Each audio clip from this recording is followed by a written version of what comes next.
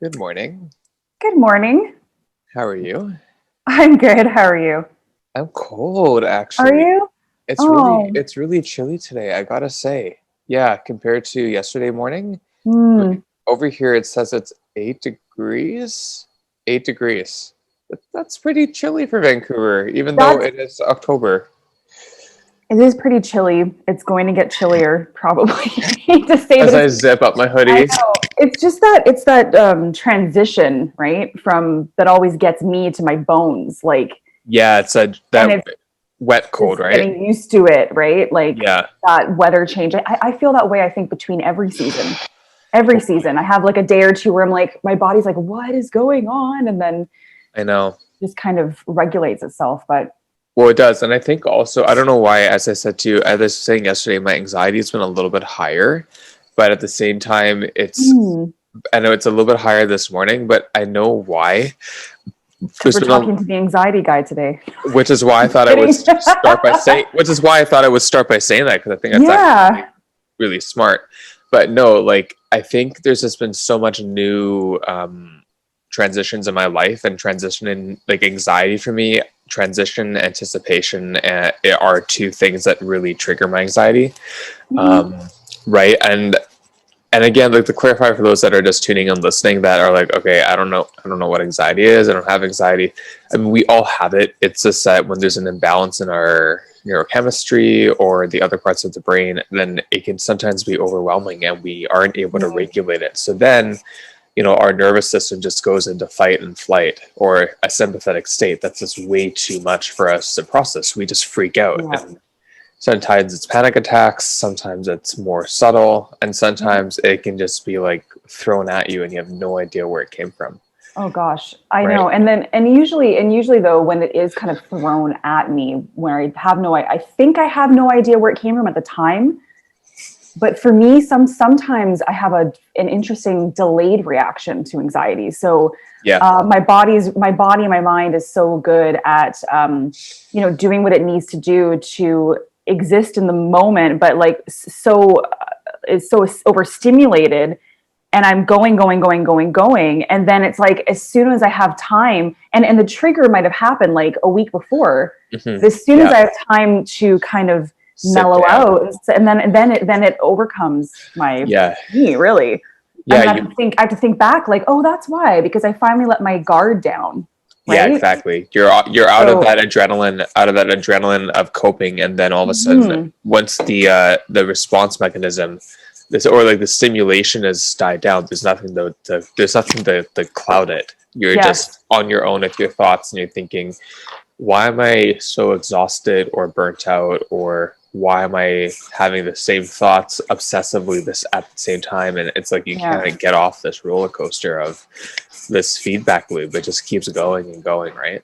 Well, I love the fact that we can talk about this and still, have, because interestingly enough, what I was going to say is it's great that we can talk about this, and it's not like anxiety has allowed you to be like, no, I'm not doing the Zoom this morning because I'm not feeling, whatever.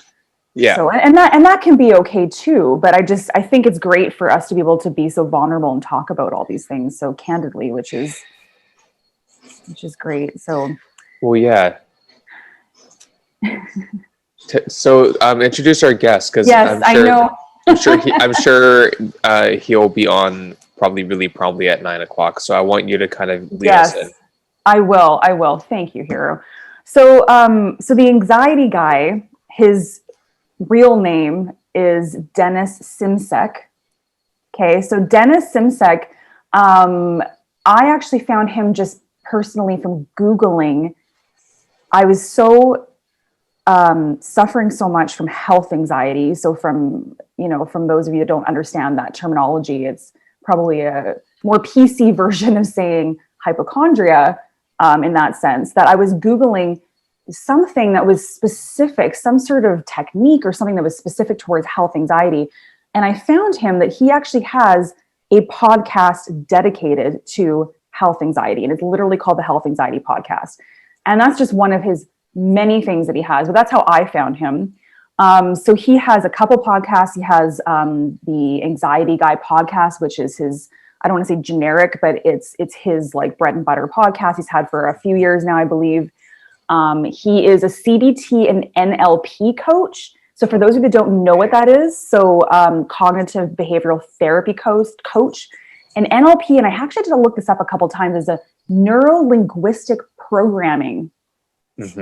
So that is maybe a bit of a different, and I'd like to talk to him exactly about what that means, because that's a bit of a different terminology. And he also he'd suffered from anxiety in his 20s and his 30s, and he came to doing what he does now as a coach and a mentor from his own experiences and just wanting to help people after he realized that he could conquer and rise above his anxiety. Not only that, he is an author. So he just came out with his book it's actually called Fuck Coping, Start Healing. Right. So, all about, instead of just coping and managing, how can we actually rise above that and actually heal? He really firmly believes that we can. And that's actually something I do want to talk to him about. He's got a YouTube channel. He has programs on his website, and he has a massive following of people that, including myself, who have come to him. And yeah, he's an inspiration, really. And I won't get into too much more because I want to, talk to him a little bit about some of his accolades as well, and have a conversation about that. But hopefully that's a bit of a short description or introduction to him without giving away too much. Yeah, and also I took a look at Dennis's YouTube briefly. I did do some research on Dennis, of course, and I only watched a couple of videos because I find for me personally, when I over research whomever it might be, sometimes the train of thought of asking certain questions or certain inquiries, I find that I gain a lot of inspiration when I hear somebody speaking. So when they're talking, then I'll find a thread of something they say in the moment, and then I can build on what they're saying. But one of the couple things that I really enjoyed when I listened to some of his YouTube videos, and if you haven't seen his channel, it's just the Anxiety Guy, really easy to find. Yeah. But I listened to this video that was 30 minutes of affirmations for anxiety, and I love his affirmations. It was pretty powerful, to be honest. And there were a lot of things that I already heard, that I already knew, but to just have that there as a reminder and just to sit and hear, it's pretty phenomenal. Even just to listen before bed or waking up in the morning when you're feeling a little bit off, and you just realize, all right, I got this, you're right, I got this. Like, everything is just a story. Everything is just up in here, but everything here is totally fine. So I can't wait to have him on, and just to hear more about his story and what he's experienced in his life and how he's gotten to where he is now and what he continues to do. I mean, I think it's very cool. Very cool. It is. Yeah. Well, it's interesting because a couple days ago, somebody asked me, a friend of mine said to me, "Oh, Rachel, I'm experiencing these symptoms for the first time in my life, like panic." She's going through a new job, and there's a lot of stimulation and new stuff that's coming up for her. And for the first time, like she said, in her life, she was having these panicky symptoms. And she said, "Well, what do you do? What can I do?" And almost my first reaction wanted to be, "Fuck, you're lucky." This is the first time in your life that you're experiencing this, and you're how old? There's a weird, almost twinge of jealousy. Right. in a weird way. And then I had to rack my brain thinking to myself, I mean, I feel like giving someone techniques, you can say breathing, you can say, and I actually gave her the Anxiety Guy information. Okay. But I just find that it's so personal, really. Like, one thing might work for somebody that might not work for somebody else. So for some reason, I had a hard time giving her advice. Okay. On what to do. I said, yeah, so Hello. Hi, Good morning. How's it Dennis. going, Dennis? Good morning. How are Going you? Great. I'm doing fantastic. And how are you guys? Good. Yeah, We're very really well, thank you. good. We were Thank you. just explaining how happy we were to have you on our podcast and Oh look forward to man, getting to know you. it's a pleasure. It's a pleasure, really. I was gushing over you, actually. She was a Oh, little God. she was a little verklempt, a little short of breath. Yeah, a little exactly. yeah. Short of Yeah. breath for different reasons, not from Yeah. anxiety. There is no reason for that. So that's great. Awesome. Yeah, Awesome. exactly. Are you guys in where? New York? I'm in Vancouver, BC, actually. Okay. Yeah. And Awesome. Vernon. So Vernon, BC. yeah. Oh no, we're all neighbors. Okay. Right? Yes. Yeah. Yep. Yeah. Where are you located? Calgary at the moment, but Okay. next month, if all the paperwork and stuff goes through, we're going to be moving back to Bali, Indonesia. Wow. Amazing. Yeah, where it just feels right for our Mhm. kind of characters and personalities. So we're excited. Yeah. Amazing. Yeah.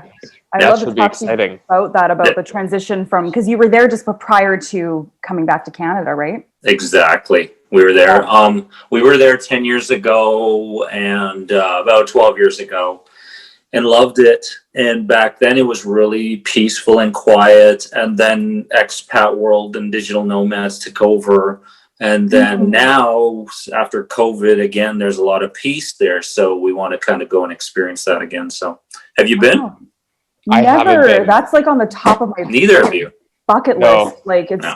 A friend of No. mine lives there. Yeah. A friend of mine lives there, though. Yeah. If you ever go, let me know. We'll show you around for sure. Oh my god. There's I would lots love to that. Amazing. Yeah. I would love that. Very cool. Very cool. So, Dennis, I was just before you hopped on. So kind of how we've been conducting this podcast is we have a little bit of banter prior to you hopping on. Totally. We're recording right now. I hope that's okay. Oh, perfect. That's cool. Yeah, Okay. why not? Didn't even know.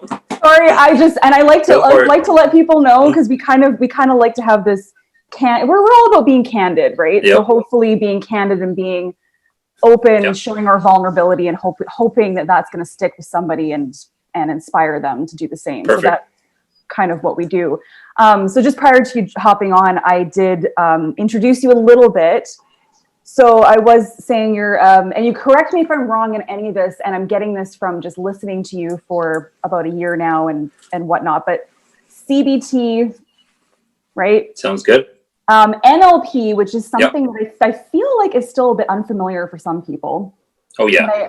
So I had to actually look it up for like the 5th time. I should remember what it is, but Okay. No problem. It's a mouthful for sure. neuro-linguistic programming. You got it. And your top-ranked podcast, which is how I found you. And I was saying it was interesting because for myself, somebody who has suffered from health anxiety my whole life, essentially, it was something that I actually found you from Googling, like who the heck dives into health anxiety specifically? Like I need something so specific to that. And you were the first, your podcast popped up. Oh, yay. Awesome. So the health anxiety podcast, like that was massive for me. I just felt like you were talking exactly to me. Oh, So, wow. Huge. Awesome. Yeah. So that's how I came to know about who you are. And currently I'm doing one of your programs, so the Inner Circle program. I'm on week 11. Oh, wow. Awesome. Yeah. I'm not going to lie. I had to repeat 2 of the weeks twice. Okay. Good for you. Yeah. Trust your heart. Trust your heart. So Dennis is an author. You've written how many books now? A couple books, I think. 2 books. Another something else is coming up, and I'm working currently at the beginning stages of a 3rd book. So, Wow. and it's going to be completely different than the first 2, which is kind of nice. Yeah. That's good. Phenomenal. So with that being said, I mean, and I know I'm forgetting some other things, but yeah, like I did say your YouTube channel, and you do a lot of these Facebook lives that I love. But I think one of the biggest things for me is you're the first person that I've heard that's said that or wanted to emphasize that we're not about reassuring.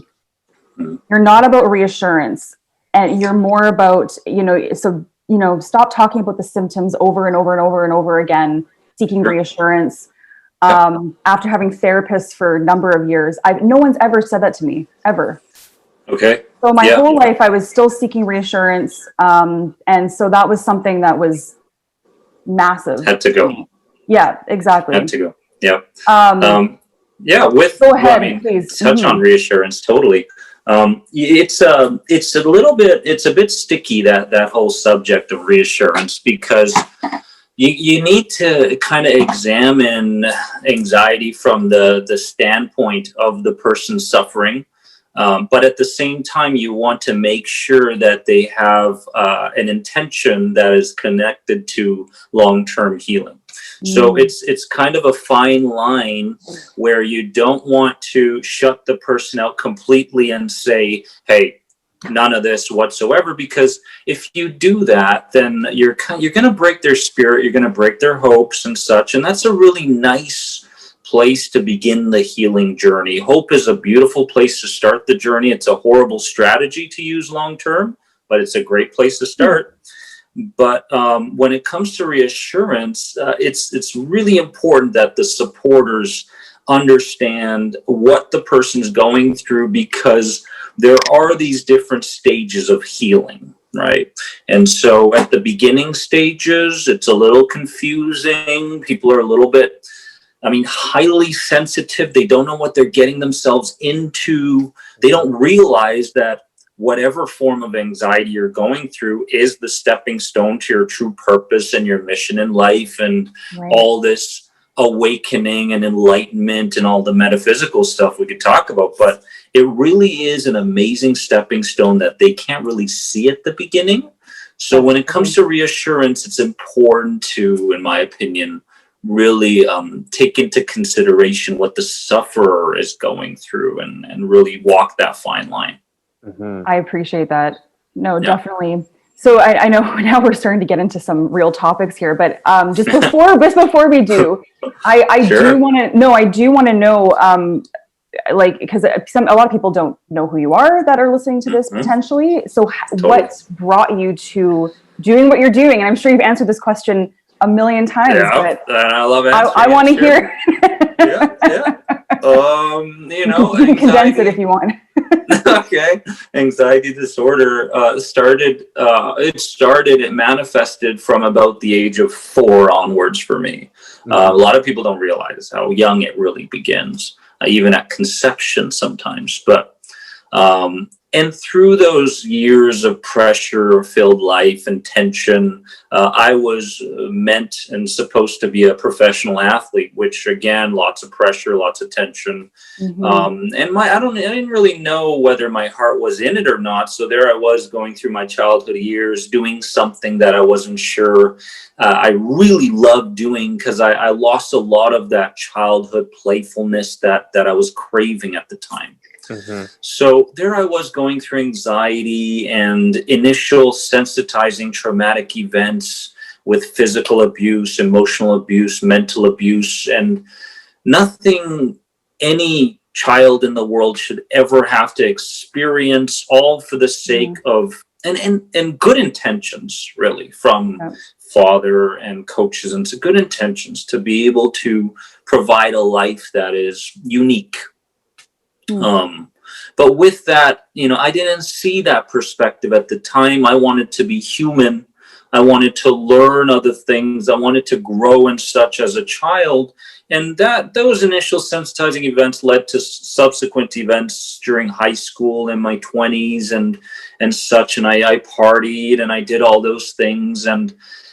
But more than anything, it was kind of like you got these beliefs related to the world as a fearful place and a threatening place, and you'll never accomplish what you set your mind to. It's not going to happen. And you got all these beliefs deep down. That's what I had. And then you find yourself in your 20s kind of distracting from those things, stuffing it aside, which is what I did. Yeah. Let's numb it down. Let's do all these things. Let's distract ourselves. Yeah. And then it hit really hard around, 25, 26, multiple anxiety disorders for me. And a dark, dark place where I almost took my life. I actually planned it all out. I say it over and over again. And I planned it all out, and it was all written out, and there was the bridge, and it was no big deal. It was just going to happen because it was really dark, and it was like there was a feeling where what's the purpose of carrying around all this weight? What's the purpose of living life at such a, traumatic level? So there was one, very important reason that I didn't get on that bridge that day. And that was because my child was recently born. So there was that one big reason that myself and everybody out there needs to attach themselves to begin the healing journey, their big why. And so that happened. And then I wrote a book about my personal experiences. The first book was very personal. Here's who I am. Here's what I did. And it didn't really go that deep. And I don't think it needed to. And then, people were like, oh, wow, you got a book. Okay, great. And let's listen to it and let's watch, let's read it. And they were relating to it, which was great. And then I said, well, who knows? Maybe I could do even more than this. So I created a couple programs, and only for the sake of helping people. And they worked. I sold them. I gave them away for free for a long period of time. And then I started selling them so that I could move away from my job and do this full time. And then I wrote my second book, which goes a little bit deeper as I grew. I wrote some stuff in there related to all sorts of stuff. But and then here we are now with podcasts and programs and a decent following, and then just a very nice community altogether. Oh yeah. So how long has it been since that first book that you wrote? Yeah, how I remember was that? That was about 9-10 years ago. Okay. Now. Okay. Yeah. So you're just kind of putting into perspective your journey. Yeah, my journey. I mean, my personal journey in that book, it was like, and then put that little section in there, and everybody's going, yeah, that happened to me too. And then this little section, oh my God, you're speaking my language. And then, they go through the entire book, and you basically have a friendship there with somebody else for life because they can finally relate to somebody. 100%. So it was pretty cool. Yeah, first book was good. Yeah. Amazing. In the production of your publications, do you find that, of course, there must have been quite a lot of healing through reflecting and then putting it in through and refining it as it is a publication, but how would you say the response has been, and you said this a little bit, but how would you say the response has been from the things you published and the community and the connections you've made? What have been if you could give like 3 highlights or 3 things that really stand out to you, could you reflect on that a little bit? From the book publications and such, one of the biggest things and a great starting point for somebody suffering is their ability to just kind of connect to the author or connect to the person who wrote the book. So one of the biggest things was definitely that connection. The whole idea behind the community and the content is let's get to a place where what I say can literally, speak to you at such a deep level that you don't just go and take action right away in the hopes of things changing, but we create a long-term relationship together. Let's build on this. Let's connect at a deeper level. That worked. Yeah. And it does work for people that are willing to take a bit of time with my content and stick to it. So that was really, really big. The other thing was I realized that trauma was a very passionate place for me to visit consistently because I kept coming back to it intuitively, kept coming back.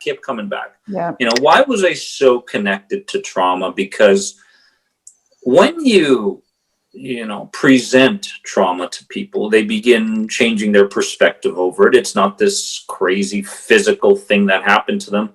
But trauma could be, having your toys taken away when you're a kid or being made fun of at a birthday party.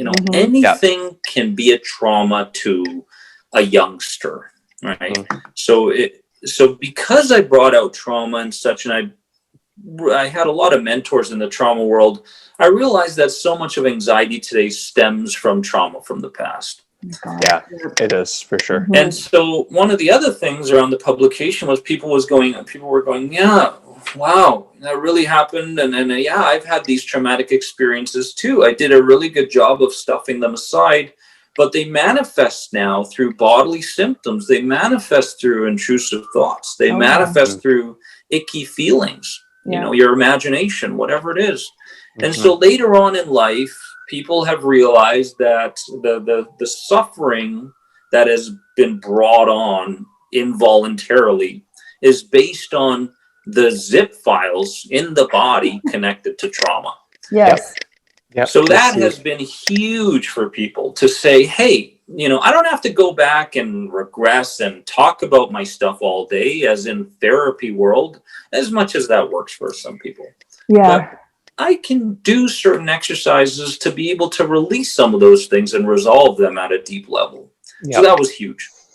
Absolutely. Thank you for sharing agree that. with that. Yeah, thank you. Well, it's interesting because someone told me recently how, and it makes sense, which is why PTSD is such a huge thing, but trauma itself, it's almost like there physically is like a separate section of the brain where trauma is literally stored, and like scientifically, it literally is there, and it takes a long time for it to go away. Like if you're talking something physically being there. Absolutely. It's not like, and something just on that topic. I'm curious what your thoughts are on this statement that I'm going to make. Totally. So speaking of trauma, and then speaking of, as a child, you know, first experiencing it, because I feel like almost everyone can say that that's when they first experienced trauma, even though, like you said, it doesn't have to be a massive thing necessarily. It could be your toy stolen from you, or someone threw sand at you, or in your face in a sandbox. Like, I don't know what it could be. That happened to me. Not to laugh at that. That's not what I meant.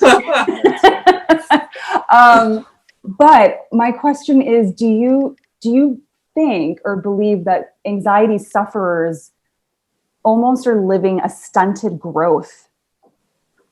It's almost 100%. Yeah. Sometimes because I've started to feel like that lately, like almost like my growth has been stunted, like cognitively. Plateau. Yeah. Right. So, because of that, because of still living in that childlike mind or that adolescent mind, and that stunted growth though makes me angry, I guess. It makes me disappointed in myself, all those feelings, right? Totally. But just to maybe talk about that a little bit, as you know, has our growth been stunted? Yeah.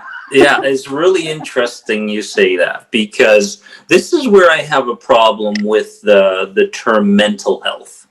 Because when you focus on somebody's mental health in the typical way of healing and treatment which is provided to us today, there rarely is ever an emotional component to the changes in the mental side of things. Exactly. So someone could easily be going through their day, I got to change my thought processes, I got to change the way I perceive things, but you're doing it at a kind of a superficial level. You're not doing it in a way where your nervous system understands that, yes, now we can resolve some of these things and we can re-perceive them this way. So when we focus so much on the mental health, yes, you may be able to get through specific situations, right, through cognitive changes or even behavioral changes. But if you're doing those things in the hopes of things changing long term without an emotional charge behind them or an imaginative charge behind them, then they're never going to stick at a subconscious level. Because what trauma is really is, you know, trauma doesn't get stored only in the brain. It gets stored in 3 different processors. Your brain is a processor. Your heart is a processor. Your gut is a processor. Yeah. So when someone talks about gut problems, right away, I mean, I'm talking trauma there. I'm talking resolve. So what I'm doing with this third book is I'm trying to create a bridge between where somebody is and understanding that there needs to be a spiritual aspect in the healing process. And everybody comes face to face with this at some point in the journey. There is a feeling of an awakening of some sort, or, oh my God, a shift is possible. And they really feel it at an emotional level. Yeah. But they never talk about it, right? They never go deeper into it. It scares them because it's so different. Change to the subconscious means death. So with that, I'm trying to show people that you can only get so far by focusing solely on the mental health side of things. You need to make sure that you understand how the subconscious mind and body changes its deepest perceptions, and that is through emotional shifts. Yep. So many times when I do reframing processes with people, they start crying, and crying is a sign of resolve. Crying is a sign of emotional discharge. It's like carrying all this weight in your body for all this period, and all of a sudden, hey, Dad, you should have done this, you should have done that, you know, this is the way I wanted things to go, and so on and so forth. So there's many different techniques for that, but I thought I would touch on how important it is to understand that nothing changes until there's an emotional shift towards the very thing that you're afraid of. That's, Well, thank yeah. you. Well, yeah, and also I agree with everything you just said, because again, you don't just function on your brain, right? And I come from a background in DBT. That's how I healed a lot of my anxiety. And when I was doing DBT, it was 10 years ago. So the amount of stuff that's developed since then, I'm sure, is insurmountable. But we were still using, like, you know, draft 58 or whatever of the binder from, you know, Dr. Linehan, right? And the amount of stuff that was in there, it was the same thing. It felt like I had read a language that I finally knew that was in my brain. So when I had read it and we did the group and individualized therapy for me for about 10 months, it was very easy. And also because I was like 18 when I was doing it, it was very easy for me to pull it out and be like, okay, I can apply that pretty quickly because I understood what I was reading, because I already had that framework. I just didn't have the words to put to my own actual language and my behavior. So when you're talking about emotional behavior, because your emotions are a reflection of feeling, and your brain is, you know, logic and reason, but also emotional and mental and feeling. You got to put the two together, and you need to put the body and the brain and the gut together, because otherwise, if you don't have those, then you're not going to heal. You need to be fully balanced spiritually through the entire being of who you have. So I think that's really important to touch on. And some people, you know, you can give them a cognitive skill, and maybe they don't have the level of sensitivity somebody else does, and it will work for them, right? Some exposure, some cognitives, it'll work for them. So the level of sensitivity and depth that those past experiences go in, and the level of anxiety needs to be taken into consideration. When I work with someone, it's really dependent on the person, what I present to them, what I think is going to work for them, right? So absolutely, one thing that works for someone may not work for another. Of course. Well, and funny that you just said that, because I just said that to a friend of mine a couple days ago. I was just telling Hiiro before you hopped on that a girlfriend of mine said to me recently, she said, yeah, Rachel, I thought you'd be the perfect person to ask this to, because I just started experiencing some anxiety symptoms for the first time in my life. How old is she? Like, she's like almost 40. Well, there you go. And I don't mean to laugh, but I almost wanted to say, like I said to Hiiro, almost wanted to say to her, like, almost like, fuck you, really? You spent your whole life not feeling a single pang of anxiety for 40 years? I've suffered for it's just happening to you now, like so I kind of actually laughed at myself, because I know I wanted to say that, but I didn't say that. But then I said to her, like, she asked me for some advice about techniques, and I'm not just buttering you up, but I did mention you, because I actually tend to mention you a lot. But then I said to her, you know, it's funny because I don't even know really what to tell you. Like, I can tell you about a million different techniques and different, you know, I've gone through group therapy. I've seen a shaman. I've done, like, I mean, I don't really know. But exactly like what you just said. I mean, it's so personal. I mean, just starting on your journey and just, you know, I've gone through group therapy. I've seen a shaman. I've done, like, I mean, I don't really know. But exactly like what you just said. I mean, it's so personal. I mean, just starting on your journey and just, you know, I've gone through group therapy. I've seen a shaman. I've done, like, I mean, I don't really know. But exactly like what you just said. I mean, it's so personal. I mean, just doing something or just acknowledging Sure. is huge, right? Absolutely. Just bringing to your awareness what you haven't for so long is Right. is Yeah. a real huge stepping stone. Totally. But I found it interesting that I was at a block where I just didn't really know what to tell her. Just Sure. I think, yeah. So anyway, Yeah. Been there. interesting, but And anything can work for anybody at any time. yes, You know, that's really important to understand, because some people are just so very narrow-minded that this is the only way or that's the only way.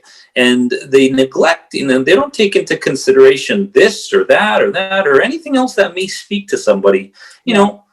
And so, there's a discussion out there related to diet, for example. Well, diet's, absolutely, it's a huge component to healing, for example. Diet, herbs, I'm huge on this. Very important to be conscious around it all.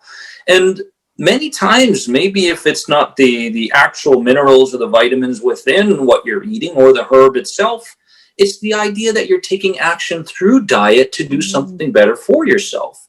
So it could be the substances and the components within it, or it could be the mental shift because of what you're doing. It doesn't matter, right? And so it's very important in my own work, and I urge other people to experiment with this, to be very open-minded as to what will work for you, right? yes, yeah, exactly.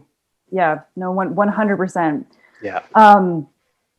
There's so many other little topics and questions I want to ask, but Hiiro, I feel like I'm doing a lot of the talking. I love that name, Hiiro. Oh, thank you. Thank you. I wish I had the name Hiiro. Well, you still can if you want to. Just have to do a little bit of global statistics changing, and you're good to go. But it's true. It's really not that hard. But when I was watching some of your content on YouTube and kind of reading a little bit about you, I was saying to Rachel that for me, I like to know who we have on our show, but I also want to hear something if I'm not as familiar with the guests that we have, because we both have different guests on that we're more connected to or that we have heard of before. I want to hear organically from our guests that's on and kind of hear from their experience on first impression, in the sense of being that, if I have questions or I have things to ask, they're coming from that heartfelt instinct of like, oh yeah, that guest just said something, I can definitely pull from that. And so one thing I want to pull from, and things you've shared already, is, I don't want to say that sexuality and gender are a part of anxiety, that they don't necessarily correlate, and you're human and it's who you are. But at the same time, I want to know, in terms of your experience from yours and from others, have you experienced other people that you've talked to about sexual and gender identity and placement in the world, and knowing you identify as someone that might be different or something that's not so-called mainstream in quotation marks, and what kind of anxiety episodes or mental health kind of, I guess, syndromes is a good way of saying it, have you come across? People that have come to you that have asked you questions, or even yourself, or in kind of a general question on that? It would be very rare, actually, to be honest with you, in terms of that topic. I have not dived deep myself or have been confronted with too much regarding those issues, to be honest with you. It's a topic that I would really need to dive deeper into to kind of see what the connection to what they may be experiencing in terms of anxiety might be. But yeah, I don't have an answer for you. There's times where I gotta just say I don't know, and this is one of those times. Yes. Oh, great. What are you, the anxiety guy?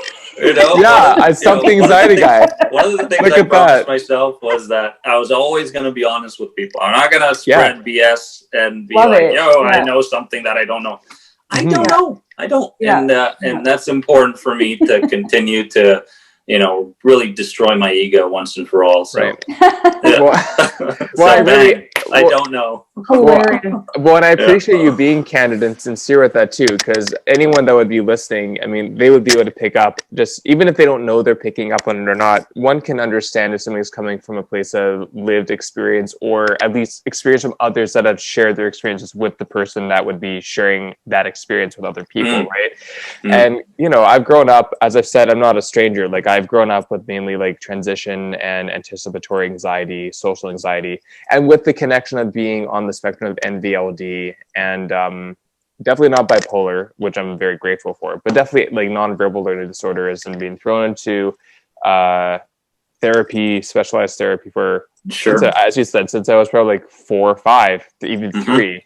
Yeah. Speech delayment and all this stuff. So my mom was very much about like, how can we get Hiiro in a place where he can function in a way where he doesn't have to fit in with everybody, but at least he can understand who he is, what his strengths are, and how he can navigate a mainstream, as I said, that's one of my favorite words, a mainstream society, because a lot of people are on a balanced level of consciousness, and I like to say asleep. And then there's a smaller percentage of us that are that tip of the iceberg but the tip of the iceberg is upside down. We're so deeply in our subconscious mind. Totally. We're so deeply in our awareness of everything. In reality, almost. Yeah. And so I find that for those of us that are there, it's kind of a flip. Like in some ways you can kind of play the victim role, which I'm sure we all have at some point. But for me, I take pride in the fact, I'm like that 1% of people that are out there. And there's a lot of people that are out there that are similar but different. But in your experience growing up, like what has it been like for you? And even now, like as an adult and understanding your tools and skill sets, like how do you navigate those factors even now in your own life? I'm very curious to what comes up for you. I've never really, I've never fit in really well with people. I've never been the type that really looks to fit in and looks to be fully, looks to destroy my own values in the hopes of reconnecting with people that I don't know or know. It's too much work. It's too much energy. It's too time consuming. Exactly. If there is an acceptance there for who I am, what I say, what I'm about, then great. And if there isn't, then that's great as well.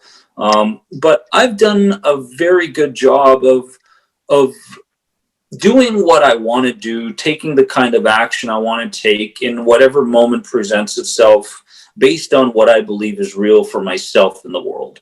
And so I've really focused in on this. I've checked into myself constantly to see whether I'm being natural or artificial throughout the day.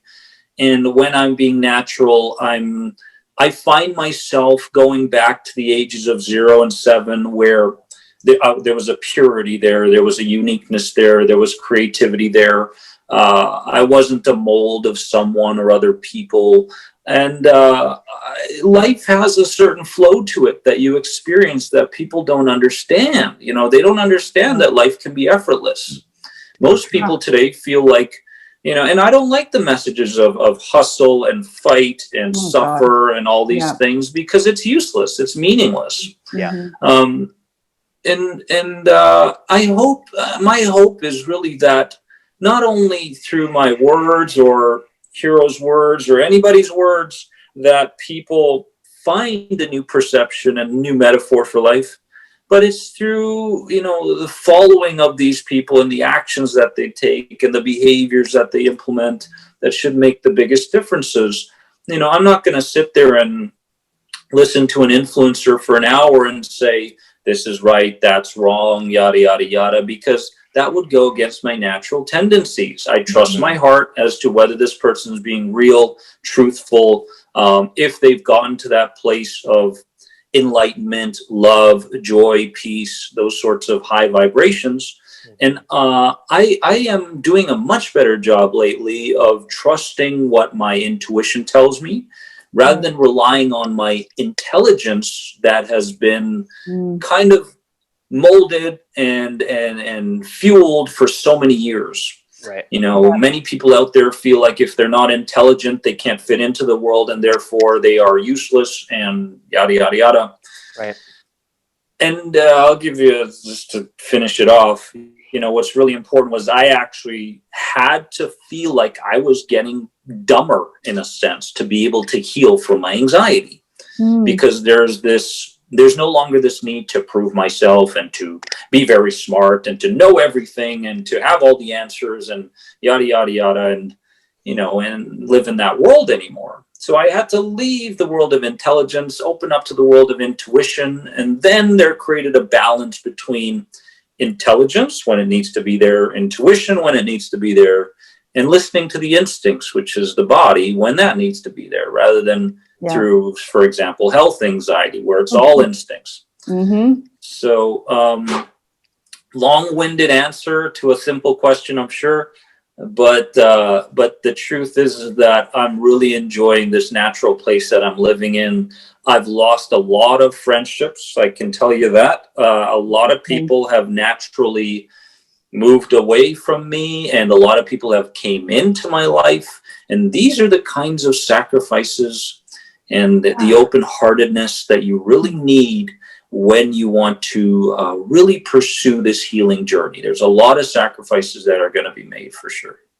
What's funny? Yeah, that's, thank you for that answer. It touched on a lot of some strings with myself as well. Just with regards to, I'm just like, how careful do I want to be here? Because friends might be listening to this too. Right. But no, it's, I think over the years, you can really tell who your friends are if they become very uncomfortable when you talk about your anxiety, or you're open about it, or you're becoming vulnerable, and it's almost like maybe it touches a nerve with them and they can't deal with it. And so I've definitely feel like I've pushed people away maybe in that regard. Sure. Yeah. So that's interesting. That's not even really what I wanted to talk about, but just kind of touched a nerve on that. But something. Yeah, I mean, most people, I'll tell you, most people, when you talk about your anxiety to most people, they've done such a good job of distracting themselves from the things they need to look directly at, that when you talk to them about something that they need to stop stuffing aside, they don't want to listen. Right. You know, that's what they've been doing their whole lives. There has been a certain amount of chemical protection going on within the human body based on these past traumas that a person stuffs aside through sporting events or concerts or, anything like that. I'm not saying those are bad things. Those are fine. But if you're using those to add joy to your life, then you're going to feel a tremendous amount of emptiness on the inside. Yes. So, just touching on that. Yeah, no, thank you. And there's something else that you said. Well, actually, one of my huge words right now because of you is the word neutral. So neutrality, I love that word right now. Like how basically every single day now I'm just thinking to myself, okay, Rachel, how can I be neutral to this? Mm-hmm. It's not good. It's not bad. Ooh. It is what it is. That's just, well, not like it is what it is, but just how do you find that balance and be neutral? So that's a big thing. Something I really want to ask you again. There's another, I know I get very excited about this because I can ask you questions and you're right in front of me, which is great. Yeah. You're not just in my earbuds. So speaking of, because you talk a lot about healing anxiety, right?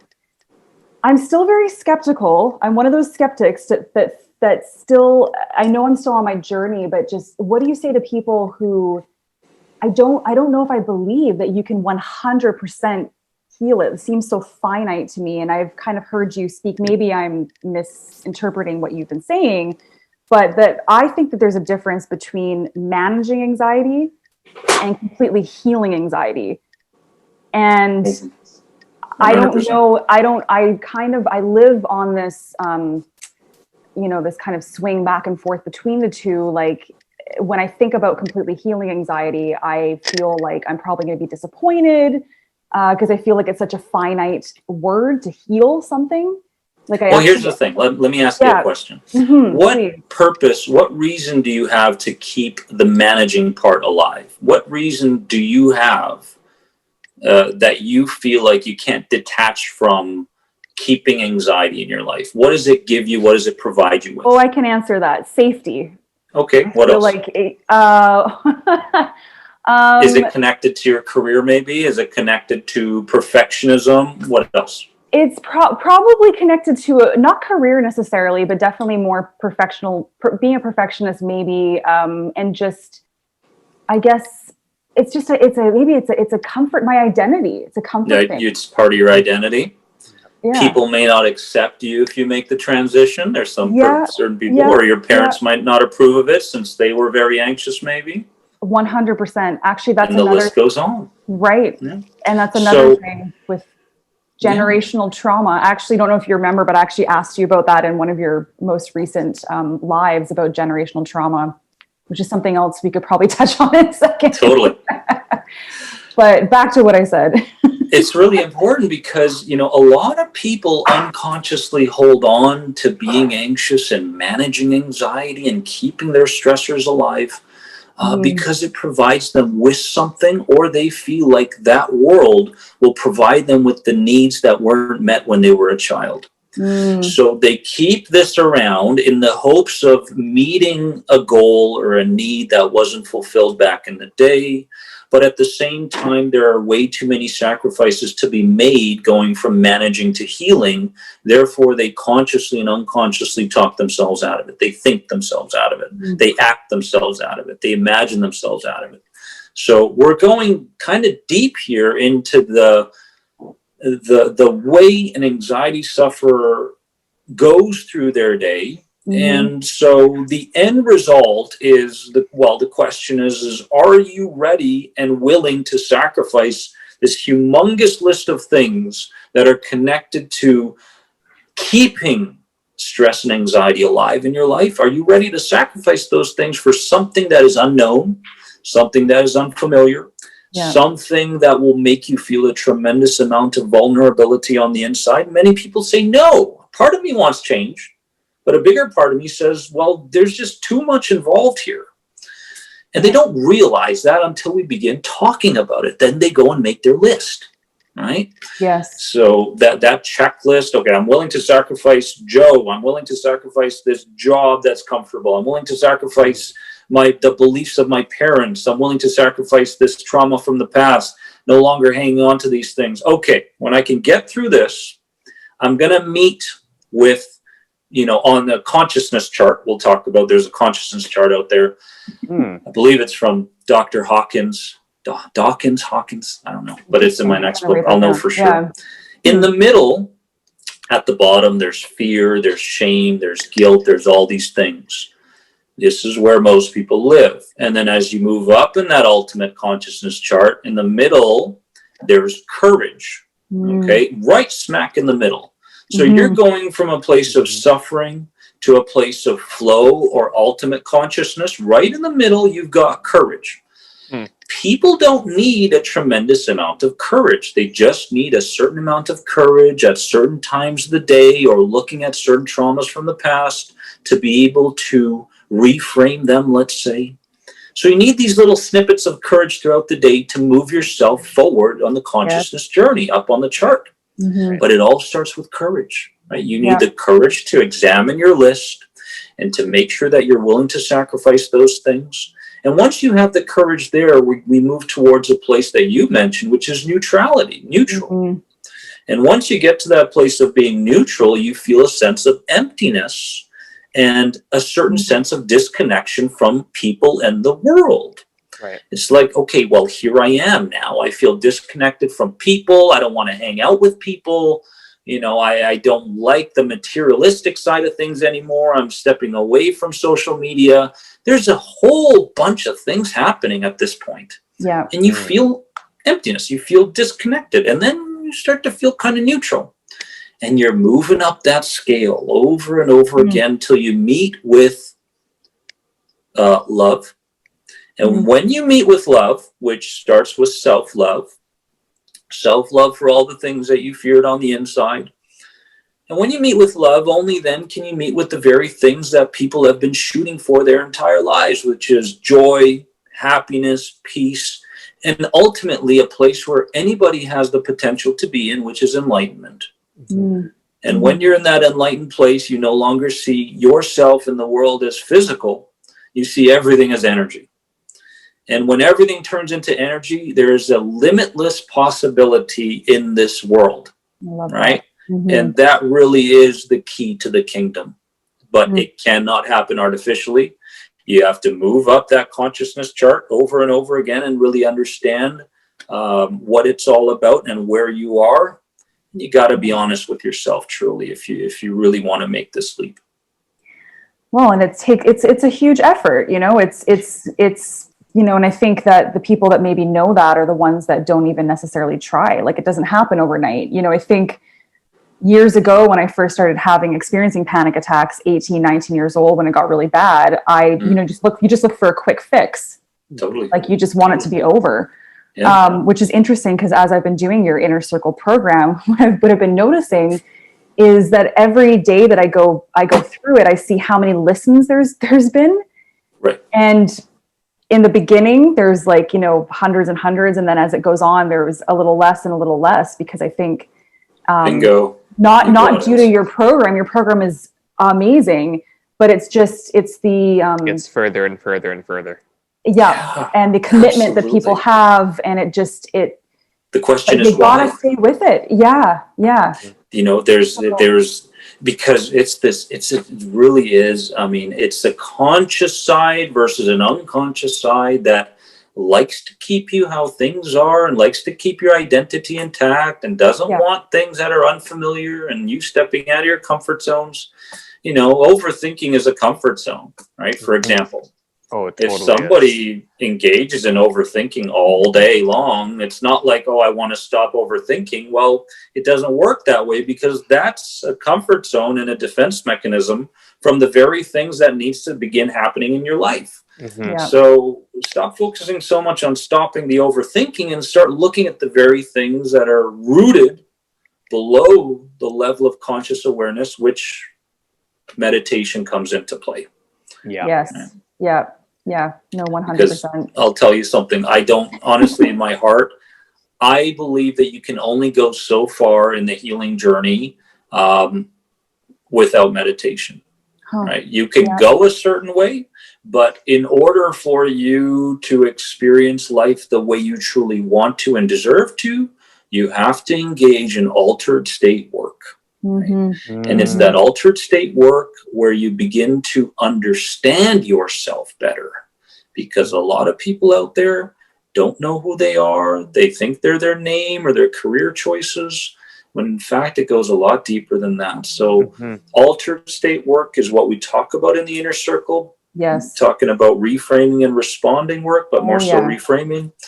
And again, the meditation aspect is more so receiving the wisdom that you need. And the reframing is releasing the pent up weight in the human body. So it's very important that people understand without altered state work, you can't go far. You make a good point in saying that, because when I was a little bit younger and when flotation therapy was coming back, at least into our community, Vancouver, huge. Yeah. Oh yeah. Yeah. Oh yeah. Yeah. Well, because floating, I mean, I really got into floating, and I had some accessibility to it, which was really a privilege and a gift when I had it. So I was able to float once or twice a week, and on average, I went probably once every 2 weeks, and sometimes more frequent, sometimes less frequent. But my lights point on being, or lights off? I did lights off. I wanted to go completely isolated. Yeah. Nice. And and it was really phenomenal, because I wrote on my website quite a while ago, like 5 years ago, about my experience, and I chose to float for 30 days straight, nonstop, just to see if could my body and my subconscious mind handle that amount of internal stimulation. And there was some pretty gnarly stuff that came up, like I experienced my own death. I went through a lot of Kundalini rising experiences, and I don't do drugs. Like, I don't do anything. I'm extremely straight edge. So for me to go through that much like isolation, in addition to being a yoga teacher and a meditator, all these things, it's just, as you said, like, you need to go through these deeper states of consciousness to understand what is deeply rooted within you. And it'll be phenomenal when you see, for those listening, when you go through these experiences, it doesn't have to be floating, how much does go on to that. So what were some of the things you've done through meditation and other forms of subconscious healing and conditioning, I guess? Maybe reconditioning is a good way of putting it. What are some things that you've experienced? Tell us some of the things that have really been beneficial or found for you. I have, and this is probably the first time I'll ever admit it and ever brought it out, actually. I've fiddled with psychedelics in the past. Because when you're in the islands of Bali, you kind of like, oh, let's do this, and because I've read a lot about it, and I'm a fan of Tim Ferriss, for example, who's huge on stoicism and psychedelics, and there's a couple other guys. Is this ayahuasca? Sorry to interrupt. No, this is horse and mushrooms. Okay. Yeah, the magic kind. But the ayahuasca has always been in the back of my mind. I've got a couple books on it, actually, but never, we can have a whole conversation about that. I've never tried it, but took the lead. I'm interested. Yeah. We'll go together one day. Yeah, sure. Yeah, who knows? I heard they were having some in Vancouver, so I was curious about that. But yeah, but in terms of there's a lot of opinions on psychedelics and stuff, and my personal opinion is that can it heighten your awareness and your level of consciousness, and can it do those things when you're in the right environment with the right melodies, with the right people? Absolutely, it can be beneficial, in my opinion. You have to make sure that there's a certain amount of prep work that goes into it for yourself, along with your environment. There needs to be a certain recap to it and such, but that was some of the things I engaged in. There is a very simple but powerful healing methodology related to, it's called holographic memory resolution, HMR.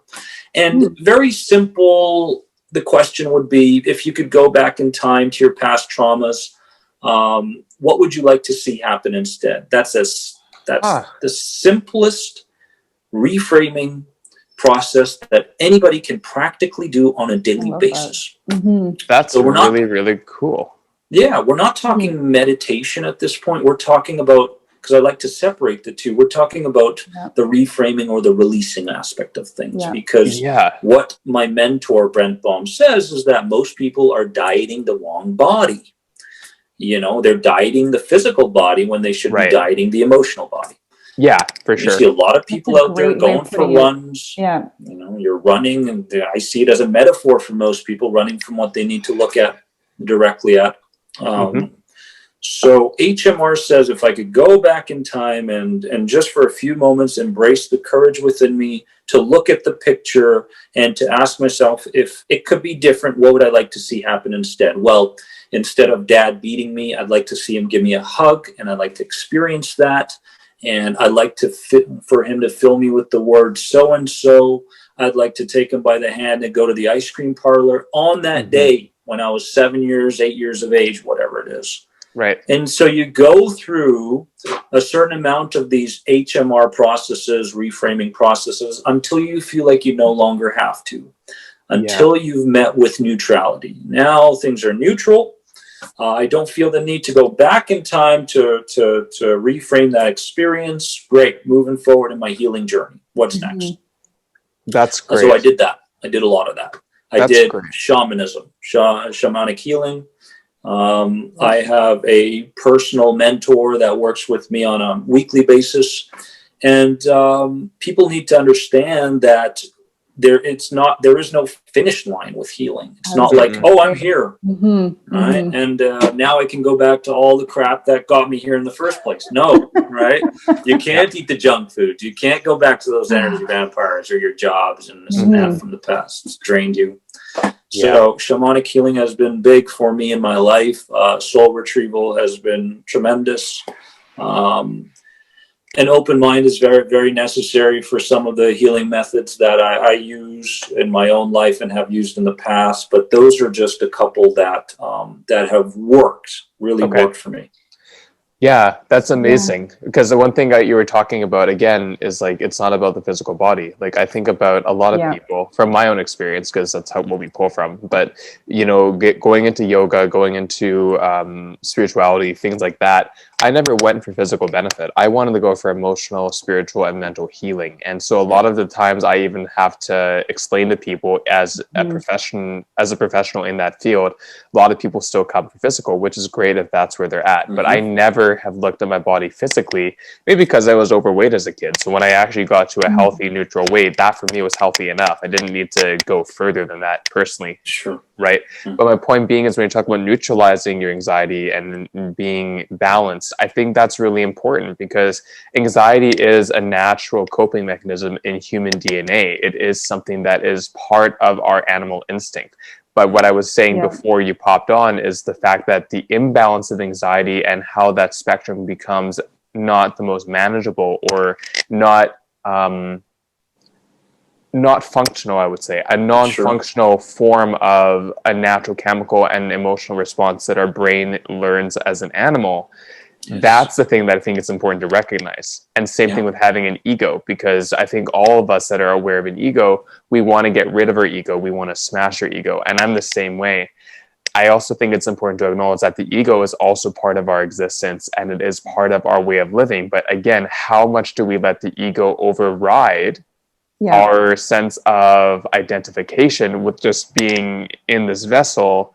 And how much do we get rid of the ego where we also lose ourself, and then we actually take not necessarily a step backward, but then we also we need to still have that why, that purpose.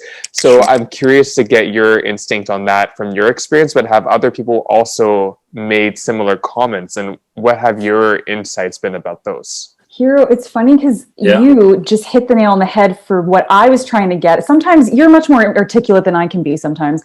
But no, you hit the nail on the head about like that was a better way of asking my question about healing versus managing, because to me, healing is almost like complete elimination of anxiety, of your ego, of your like, and where is that balance? And I think that's kind of what you were just getting at. Well, yeah, because I was because the reason why I say that, it's like, you know, you're talking about my eloquency. I was speech impaired till I was 5. I hate reading. I learned how to speak. I know you do. I find it. I love to write and I like to read and listen to my own stuff. I mean, not to sound like a total like you're an audiobook guy.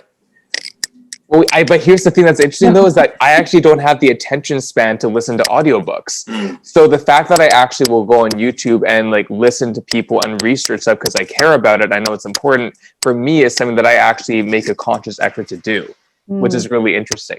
So but that's my point though, is that you're talking about my way of speaking, but that's something that I had to learn and now no one can tell. So that's perception and reality are they're very interesting things to. Your journey is very interesting as well. I can tell. Yeah, we'll have to talk sometime. But please continue. I'm curious to hear your response to Rachel. Yeah. Well, just to touch on the anxiety part of things, and just to come from a personal experience, just so we don't go too far. Into the energetic components of things, for people that are starting the journey.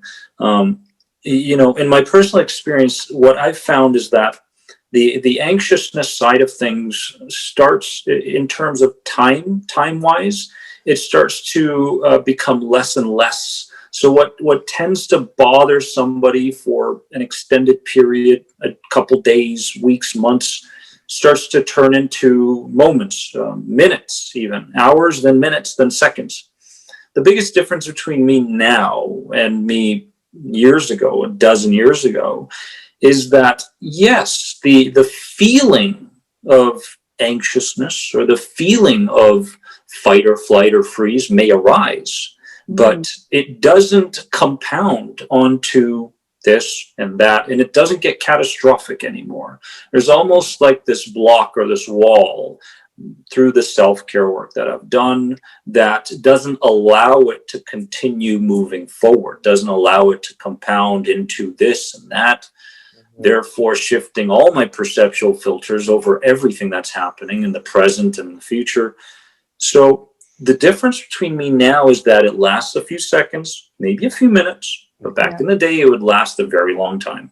Yeah, that's my situation too. Yes. Yeah. So what people need to understand is that exactly what you said, Hiiro. You know, we got the limbic part of our brains, we got the survival part of our brains. They tag team with each other. If there is an imagined or a threat within the environment, present or future, yes, it's going to give you the signal. But we have a choice whether to believe in that signal or not. And I think that when a person begins to mold their own identity, and using different components to do that, behavioral, even mental and emotional and imaginative, somatic, they do these things, they do the self-care, they start to realize that, hey, you know, this doesn't have to be bigger than what I was making it before. Right. And you see all the motivational quotes out there that tell you to do this, but they don't tell you how to do it. That's why I have a big problem with the self-help world. Yeah, exactly. You know, when somebody tells you what to do, but not how to do it, then there's a problem. So I'm always hoping that, you know, whether it's a quote in the description or the thing or the video or podcast. It's like, here's what we're talking about. And here's the tiny little thing that you have to do today in order to match with what we're talking about. So it's got to be practical, and people need to understand that it's a journey of spending more time on things, the miracles, the perceptual miracles around you, the gratitudes, the loves, the joys, the peace, to spend more time in that world and compound those, inner aspects of life, rather than allow the fearful ones to kind of take over. Because either way, it's going to be like a train with very bad brakes, right? And so it can either be on the positive sense or it could be in the negative sense. And so we all have a choice as to which one we want to embark on. Thank you so much for saying that, because I think that, again, back to what I just said, when someone thinks healing and eliminating, it's like they might think, okay, well, I'm never going to feel anxious again. I'm never going to. Untrue. Right? Yeah. Exactly. And so I appreciate you clarifying that, because I think some people still think that they're going to, again, find this fix, work really hard at it. There comes the guilt again.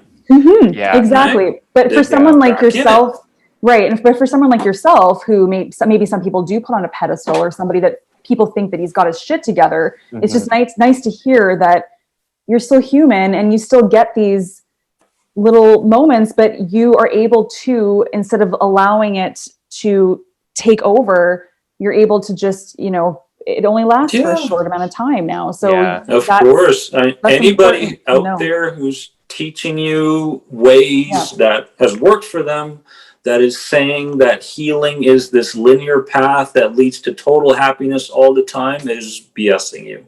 Yeah, and you should run away from that. Really, that's not it. Right, and that's important to understand for anybody out there who's currently going through the journey. Yes, I wish someone told me that like 14, 15 years ago. Yeah, for sure. mean, and the setback thing, that's one of the most important aspects of all this. Whatever healing work you're doing, it's not like I'm doing the healing work and here I'm going to be met with happiness. A lot of people go through their day thinking that, hey, I did my 5-minute meditation this morning, I should feel fantastic all day. I don't know. That's not how it works, right? The universe doesn't work that way. You will have moments of clarity throughout the day, which is great. And of course, the more self-care you do and the more blocks you release, the better you're going to feel. But setbacks are inevitable, whether they're mental or emotional or external or imaginative or whatever it is, somatic. The setback is coming. And it's your job to not internalize that setback as a failure, but rather to see that setback and go, there were some cookie crumbs that led to this setback. And so what were those cookie crumbs? Well, I was unconscious about this, where I could have been more aware over this aspect of what happened.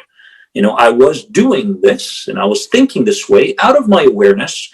And so a setback can be such a valuable thing that people can use within their journal that can prepare them for the next inevitable setback, because it's coming. And so what happens is, on this healing journey, a truly magical thing starts to happen. You no longer separate good from bad, right? It's not this is good and that's bad. And, it's like good and bad are both life, and they're both going to show up throughout the day. And all I have to do is make sure that in the moment, all I have to do is make sure that in the moment I have the strength and awareness to recognize that I don't have to allow my feelings and emotions to take over, but in fact, I can go in a different direction. So setbacks are probably one of the most valuable components to. So there's no point of internalizing them. There's no point of seeing them as a failure or a mistake, because of that familiar aspect of who you believe you are. No, forget all that stuff, right? Just do different. Just oppose how you normally think about the setback and see what arises. Right. That's it. Yeah.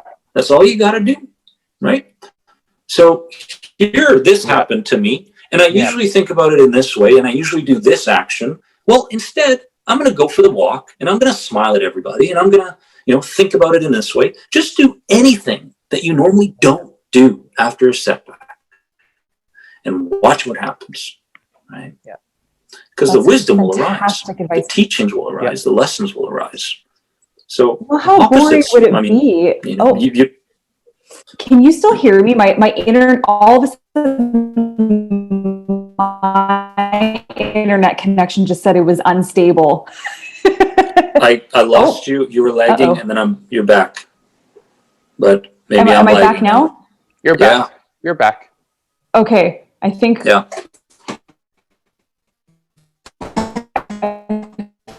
I think we're all giving me back. A couple of low bars. But... Yeah. Oh goodness.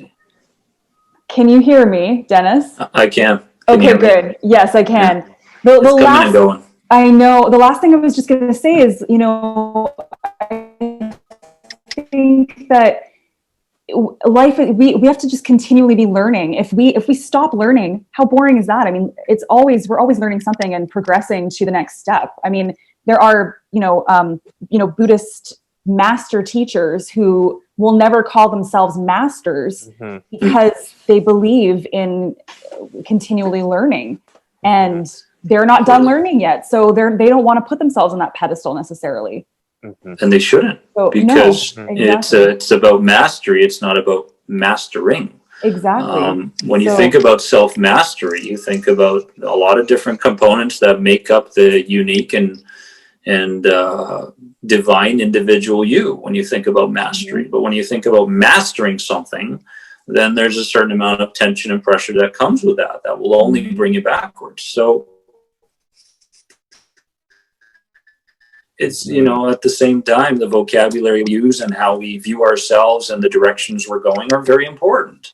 But yeah, I mean, touching on the thing we just talked about a moment earlier, if anybody's really stuck as to what they need to do in the beginning stages of healing, just start doing the opposites of what you're currently doing. That's it. Yes. Opposites. Yeah. And a couple of things I want to, yeah. And a couple of things I want to comment on because they're directly correlated with what you did just say. For my yoga teacher was someone that I definitely maybe pedestaled a little bit, but what was really great and what made me realize this was my direct reflection to learn to be certified and to continue being mentored and coached by is that his name is Mike Nichols. He was really serious in saying, I'm not your guru. I don't want to be your guru. I'm just someone that's been through life experience that might have a little bit more knowledge than you. And eventually you will be your own teacher, going to pay it forward. And I think getting that impression of that at such a ripe age, it was again 18-ish, really set me up for the work that has followed me and that continues to be part of my journey and helping people with what I can share with them. Because knowledge is something that we want to share, not keep to ourselves. And when it comes to supporting our experiences, again, from DBT, the emotion regulation portion of DBT and the distress tolerance and the mindfulness, which is the base of DBT and CBT, I think as well, a lot of mindfulness. What's very important to identify is that we are not our emotion, we are not our thought, we are not our judgments or bodily sensations.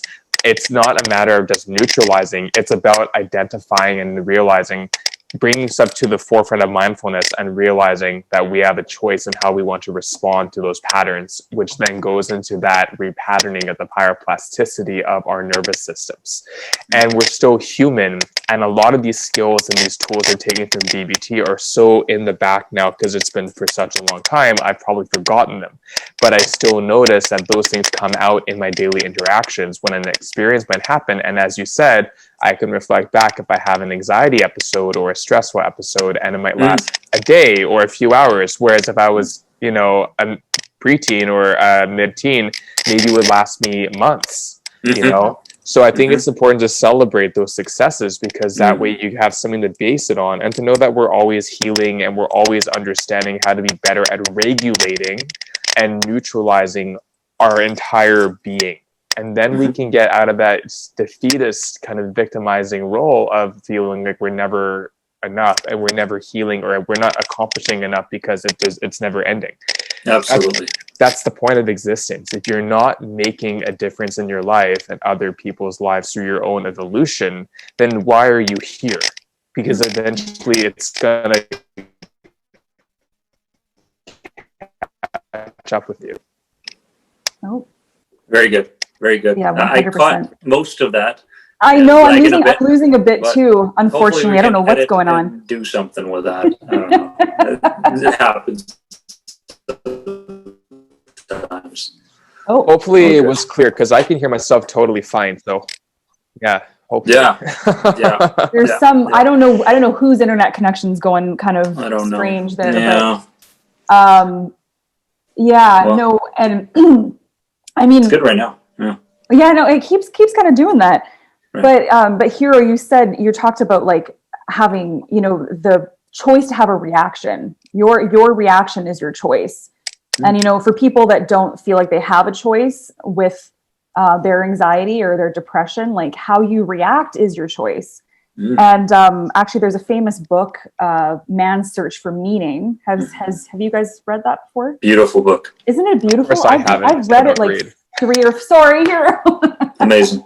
I've read it like 3 or 4 times, but Viktor Frankl, who wrote this book and who was a Holocaust survivor, and he emphasized the fact, well, I think one of the quotes was something like, there's space between action and reaction. Yeah. Right. So what do you do in that space? There's always space. There's always space between action and reaction. Beautiful. So that is one Beautiful of my way of putting it. favorite quotes. So simple. Yes. Yes. Yes. Very practical. Makes you think a bit. Yeah. Very applicable for sure. For sure. Great book. Yeah. It's a great book. Kind of just what made me think about this.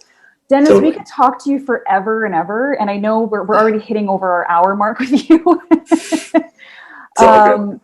But this has just been an absolute pleasure, and let's do it again. We would love to do it again. Yeah, I was part going to two, say because we'd love you back if you'd be interested. There's so many more things I even wrote down on my piece of paper here that didn't even touch on. But just thank you for your openness, and thank you for being willing to be on our very humble podcast that's just at its beginning stages. Yeah, so. And I love the name. Oh, thank you. The Juicy Podcast. Getting juicy. Yeah, Getting and I juicy. have to say with like a Jew. Awesome. Huh? Yeah, Okay, I got it. Yeah. Hey! Hey, I don't know why we do that. We'll introduce it to the community, and I'm sure we'll kind of bounce people back and forth. I would love they'll that. enjoy it. They'll love it. Thank you so much. Thank you for having me. It was a total pleasure. It was great talking to you guys. Super fun. Good. Thank you again. And absolutely. All the best and best luck for you heading back to Bali. So I'll follow your journeys. Thank you. Follow along. Yeah, I will. There's definitely going to be some challenging times ahead, and a lot of fun, I'm sure. But if you guys ever come around again, just let me know. And even for a week, and it'll change your life for sure. Oh, totally. Yeah. I definitely look forward to traveling there one day. Awesome. Yes. All right, guys. Hiiro, Thanks so much. Anything else, Hiiro, or you're good? No, I think we're good. I know that we'll chat more in the future. So, all right. Yeah. Thanks, guys. Thank you. Have an Dennis. awesome day. See you soon. Thank you, All right. Dennis. Bye. Bye.